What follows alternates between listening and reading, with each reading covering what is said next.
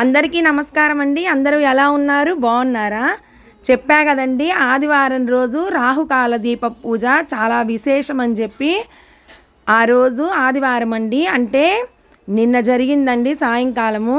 దానికి ఇంట్లోనే గురువుగారు మన వయసు అయితే ఎంతైతే ఉండిద్దో దానికి నిమ్మకాయలు తీసుకొని రెండుగా చేసుకుంటాం కదండి. ఆ లెక్కన 20 అయితే 10 నిమ్మకాయలు తీసుకుంటే 20 అవుతాయి కదండి. అవి ఇంటి దగ్గర చేసుకొని ఆ రసంతో పులిహార కానీ నిమ్మకాయ రసం కానీ చేసుకొని దాన్ని స్వామివారికి గుడికి తెచ్చి ప్రసాదంగా ఇస్తే అందరికీ వచ్చిన వాళ్ళకి పెడతా అన్నారండి. అదిగోండి చేసుకున్నాము. అట్లా 2 ఇస్తరాకుల్లో అట్లా మేము చేసి పువ్వు ఒత్తుతో దీపం వెలిగించి తర్వాత పసుపు కుంకుమ ఇచ్చి గౌరమ్మని చేశారండి. గౌరమ్మని చేసిన తర్వాత గురువు గారు హోమం దగ్గర ఉన్నారండి. అట్లా గౌరీ పూజ అంతా చేసిన తర్వాత శ్రీదేవి ఖడ్గమాల స్తోత్రాన్ని చదివించి తర్వాత ఆడవారికి చెప్పా కదండి, ఎంతో ముఖ్యమైన ముట్టు దోషం ఉంది కదండి. ఆ దోషం పోగొట్టడానికి శ్రీకృష్ణుల వారు రుక్మిణీదేవికి చెప్పిన కథని చెప్పారండి. వచ్చిన వాళ్ళందరూ విన్నారు, దానిని అనుసరించమని కూడా చెప్పారు.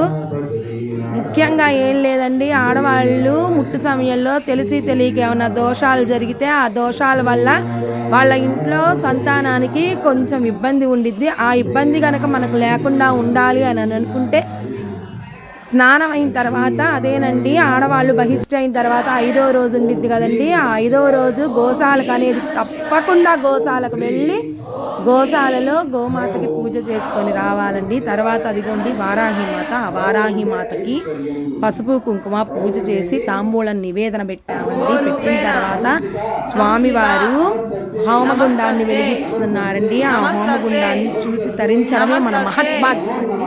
చూసారా అండి, అలా హోమగుండాన్ని చేయాలండి.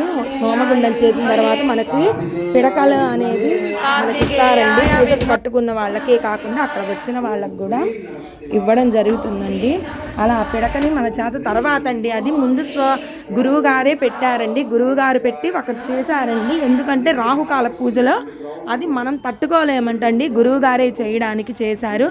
తర్వాత గోమాతను ఎలా పారాయణ చేయాలా, గోమాతను ఎలా పూజించాలా, గోమాత మీద ఒక పాట కూడా ఉందండి. అదిగోండి గోమాతకి చీరని కట్టి ఉందండి. తప్పకుండా నేను ఇంకో వీడియోలో అప్లోడ్ చేస్తాను అండి. గోమాత మీద పాటని ఎలా పాడాలి, గోమాతకి పసిపిల్లలకు కూడా అలా చూపించాలని. ఇది రాహుకాలంలో వెలిగించిందండి హోమంలో. ఇంకొకటి చేశారండి, అది కూడా ఉంది, అది ఇంకొక దాంట్లో చూపిస్తా అండి. ఇది రాహుకాల సమయంలో చేసిన పూర్ణాహుతండి అమ్మవారికి. ఇది చాలా చాలా నిష్టగా చేశారండి. వచ్చిన ముత్తైదువులు అందరూ చేసుకున్నారండి. అది చూడడం కూడా మనకు మహద్భాగ్యం అన్నారు.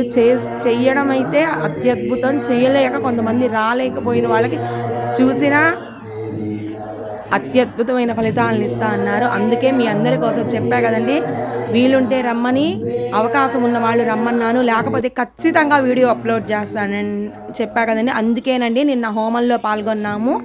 మీకోసం ఖచ్చితంగా వీడియో అప్లోడ్ చేస్తామని ఈరోజు చేసామండి.